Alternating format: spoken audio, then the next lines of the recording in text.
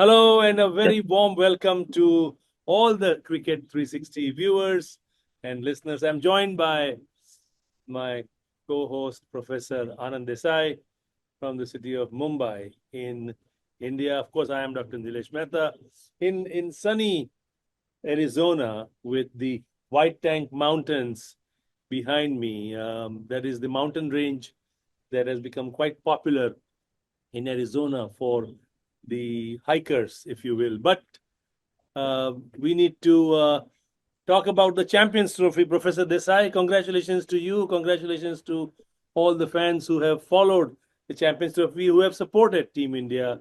This is the third time that India has won the Champions Trophy, and they did it in style, having remained unbeaten throughout the entire competition. So there was no doubt that they were the best team. Welcome, Professor Desai. Yep. Thank you. And uh, the the mountains look great. Just the scenery looks absolutely delightful. Of course, it was a delightful night for you, I'm sure, and early morning, I guess, for you. And of course, it went into the about 11 o'clock or so is when the match ended by India time. So it was the festivities continued in some parts of the country here till late, as you can imagine. It's a big occasion whenever India wins, and it's a it's a chance for people to rejoice and to have fun. So congratulations to you as well. Uh, I mean, what do you did you feel were the critical highlights for you? What was it? Well, I think the main highlights came after the win and the two announcements that Rohit Sharma and Virat Kohli are going nowhere. That to a lot of the fans across the world was a newsworthy two important stories. Because if Yeah. you remember, Professor, at the end of the World Cup Championship, the T20 at the Kensington Oval in Barbados, Rohit Yes. Sharma and Virat Kohli and Ravindra Jadeja, all three of them announced their retirement from the T20 international scene. So there was some speculation that maybe Yeah. after the win, Rohit Sharma might hang up his boots. Not happening. Virat Kohli and In fact, Rohit Sharma, yeah, he uh, said it in so many words. He yes, he said, said. "Before you hear, I'm saying this to you."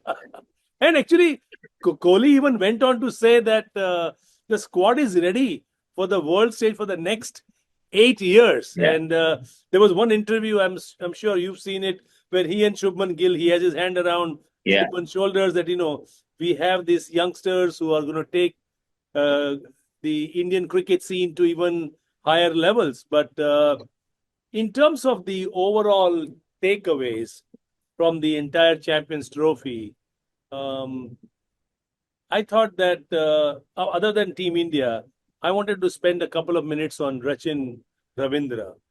Uh, Yeah. I think this young lad from New Zealand is going to make waves in world cricket as years go by.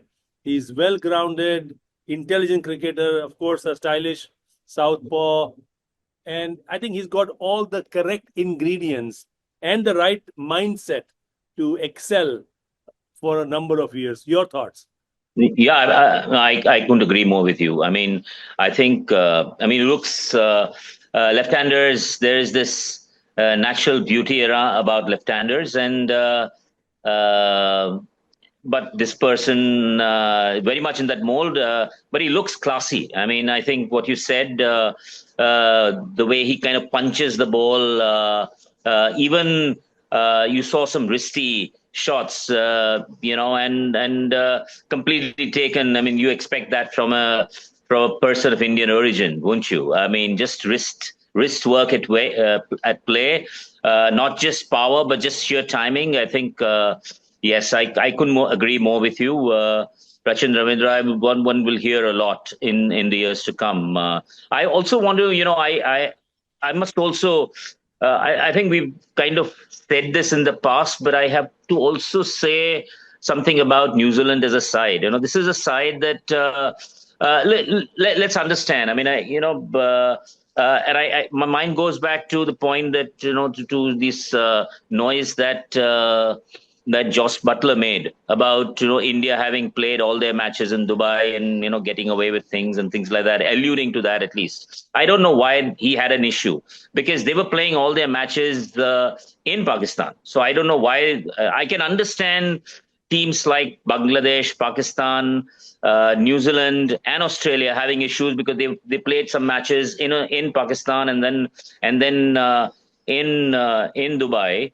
So I can understand the acclimatization that they would have to make, but my particular regard for New Zealand, they played their matches. You look at the semi-final they played 1 day. In fact, they got 1 day less, right, than India between the final and the semi-final, and they played the match in Pakistan. It was a high-scoring game, and then they just a couple of days or 3 days later they come to the Dubai and they encounter a completely different wicket. So full marks to New Zealand, I would say, for the way they maximize their the talent that they have, and small little nation, cricketing nation also. But my God, I mean, the way they are able to utilize, I think a lot to learn for many cricketers around the world. Won't you agree? I would tend to agree, and also on the same wavelength, I wanted to add that whenever West Indies play against other countries, or when New Zealand plays against other countries, I always support those two nations. For me, West Indies has always been a soft corner, and you love Absolutely. the way the West Indians play their cricket. So if West Indies plays England or Australia, I'm all in for the West Indies. Of course, when they play India, it's a different matter. But going back to New Zealand, these are a bunch of cricketers who are not only very cerebral, but they just are good people.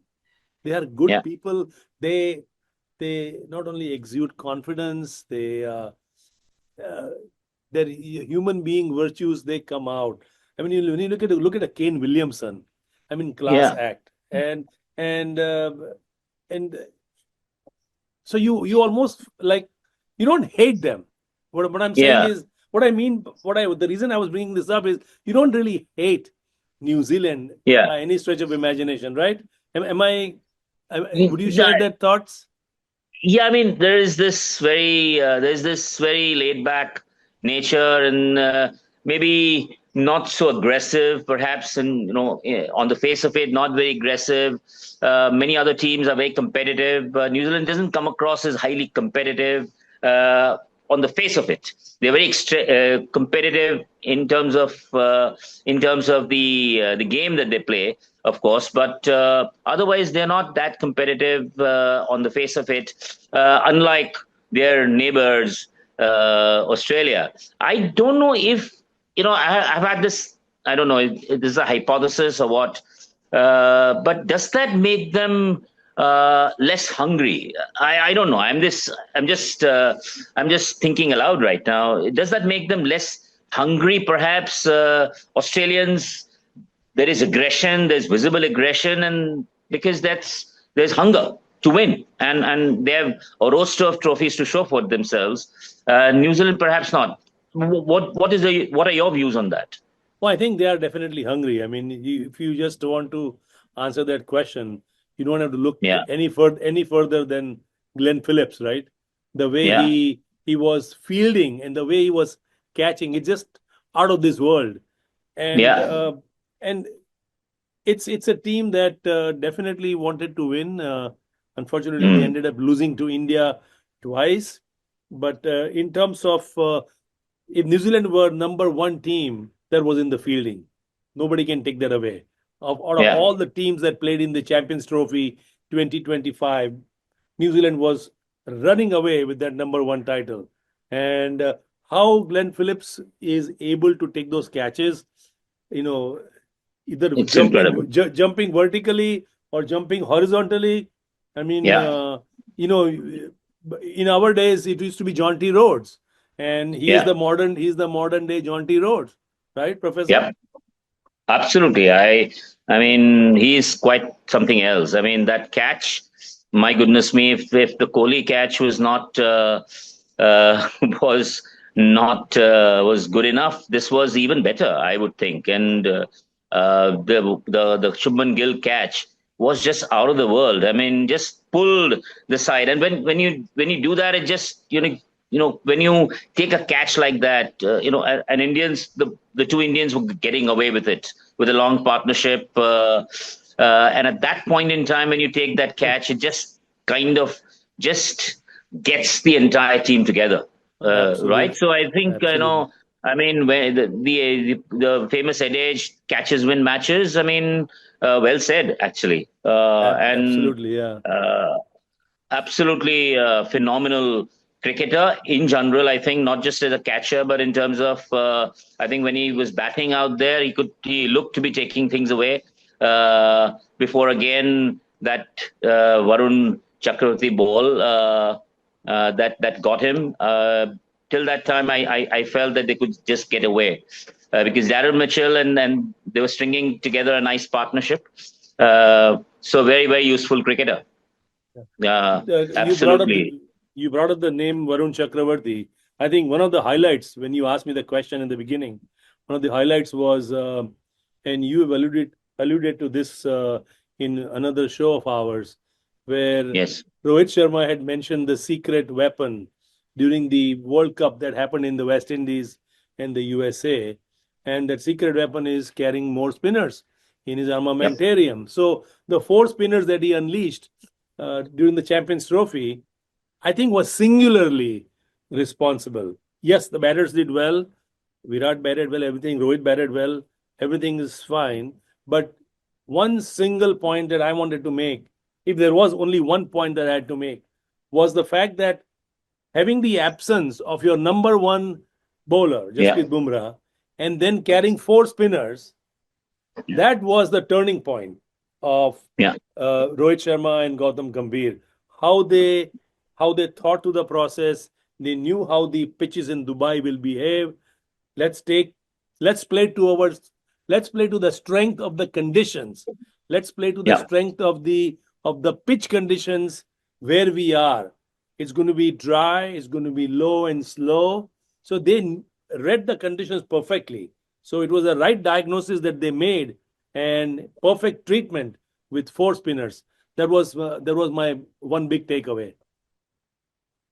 No, absolutely. I mean, I couldn't again agree more with you. I think, one of the, again, one point that I did make in terms of the turning point, I still believe that it was the spin, those three wickets initially that, we took. I thought that was the difference between chasing 270, 280 and 250. And 270 on that wicket would have been tough, would have been really tough. But I think the spinners pulled it together throughout. Well, it looks like we just lost Professor Desai, but I think just to continue on to that conversation, that decision about the four spinners and the fact that India was able to capitalize on that situation without Jasprit Bumrah was was a clear highlight. That next 50 over World Cup is going to be in South Africa in 2027. Will Rohit Sharma and Virat Kohli be part of that World Cup 2 years from now? Obviously, remains to be seen. It's a long time, but looking at the fitness of Virat Kohli, he is certainly a human specimen of immense physical and mental preparations that he has gone through. His diet, the way he works out, the way he manages himself is absolutely superb. Rohit Sharma will have to wait and see what happens. But the Champions Trophy has ended. India has won the Champions Trophy for the third time. Congratulations to Team India. Now it will be the season of the IPL starting in just a few days from now. We hope to bring you IPL coverage for all the Cricket 360 fans. Until next time, goodbye from Dr. Mehta and lovely sunny Arizona.